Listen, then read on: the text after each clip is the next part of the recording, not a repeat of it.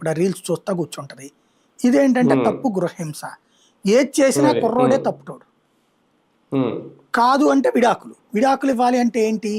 వీళ్ళ తాత ముత్తాత నుండి వచ్చిన ఆస్తిలో 3 వంతులు వీళ్ళకి ఇచ్చేయాలి. ఈడు అడుక్కు తినాలి.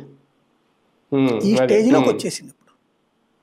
కాబట్టి ఇక్కడ ఇటు అబ్బాయికేమో వాళ్ళ అంటే అదేదో సినిమాలో డైలాగ్ ఉంది, పెళ్ళాంలో అమ్మను చూడక, మొగుళ్ళో నాన్న చూడక, ఇద్దరు కలిసిన కొత్త జీవితం చూడండి.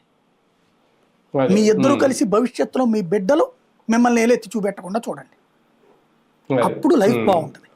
దాంతోపాటు కష్టం నష్టం జీవితంలో భాగం.